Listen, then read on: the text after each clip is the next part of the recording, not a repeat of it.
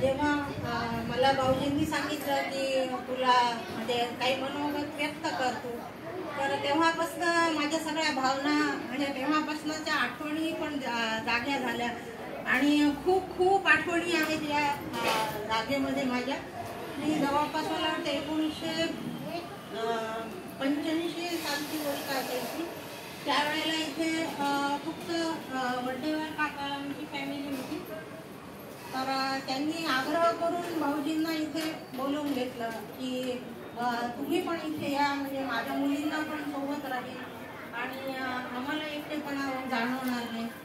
तर त्यावेळेला मी भाऊजींकडे होती शिकायला. तर इथनं आनंदनगरहून आमचं कॉलेज म्हणजे खूप लांबचं होतं आणि इथून भाग्यनगरपर्यंत तर कोणीच नसायचं, इतकं ओसाड होतं सगळा भाग हा.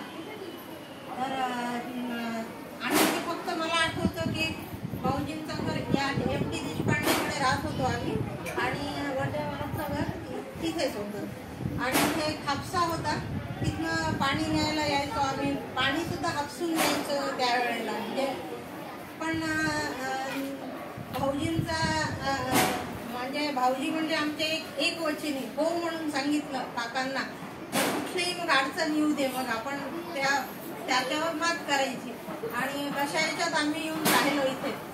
आणि मग तर ते मला सांगायचं असं की जेव्हा इथं काही नव्हतं तर तेव्हापासून मी पाहिलेलं आहे, म्हणजे या जागेशी याचा ऋणानुबंध आज तागायत आहे.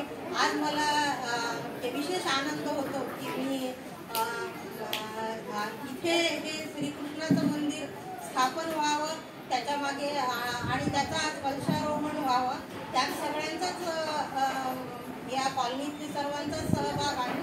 त्यात विशेष म्हणजे मला असं वाटतं की एक नेतृत्व महत्त्वाचं असतं. कोणत्याही कार्यामध्ये एक नेतृत्व असतं. तर ते जर असेल तर ते कार्य कसं यशस्वीरित्या पार पडतं ते आपल्याला माहीत आहे. तसं एक यशस्वी नेतृत्व मला वाटतं आमच्या भाऊजींच्या रूपाने या कॉलनीला लाभलं असं मला वाटतं. की कसं असतं, आपण एक जण पुढं असलं की 4 जण त्याच्या मागे जातो आणि ते काम आपण पूर्ण करतो. आणि तो माणूस जेव्हा तो निस्वार्थपणे करतो त्यावेळेला मग अजून 8 जण त्याच्या मागे उभे राहतात.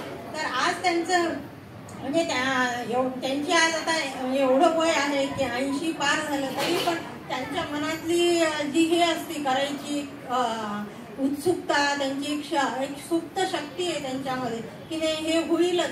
तर ते मी आज आता आल्यापासून पाहते तर अजून तशीच आहे. मी पहिल्या जशी बघत होती ती पण आज आहे की मी करू शकते. ती त्यांचं तर आहे, पण आमच्या कुंदाताईचं पण आहे की नाही आपण म्हणजे केलं तर ते होतं.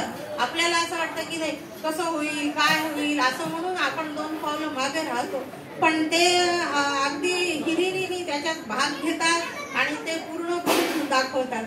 तर या दृष्टीने आणि त्यात म्हणजे त्यांचं अजून एक सांगायचं म्हणजे त्यात अनिलचा पण वाटा आहे. बाकी तुमचं सर्वांचंच आहे, मला तितकं हे नाही, पण तो पण तितक्या याच्याने आईदादाला करू लागतो. तर मी त्याला तेच म्हणलं, माझ्या भावानी पण कृष्णाची सेवा केली, हिंगोलीला आहे मंदिर त्याची, म्हणलं त्याचा वारसा तू चालवला. म्हणलं आज इथे म्हणजे दिसतंय तुझ्या याच्यावरून.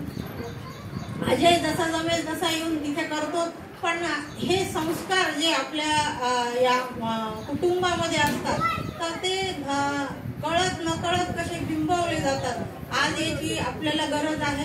सर्व धकाधकीच्या जीवनामध्ये आपण पाहतो की आपण सगळे खूप पळत सुटलो सगळं त्याच्यात मागे, पण कुठेतरी थांबून या धर्माचरणाची या सुसंस्कारांची आपल्या मुलांसाठी खरंच गरज आहे की जिथे कुठे आपल्याला शेवटी एक शांती मिळेल आणि जेणेकरून आपलं कार्य आपण व्यवस्थितपणे पार पाडू शकतो.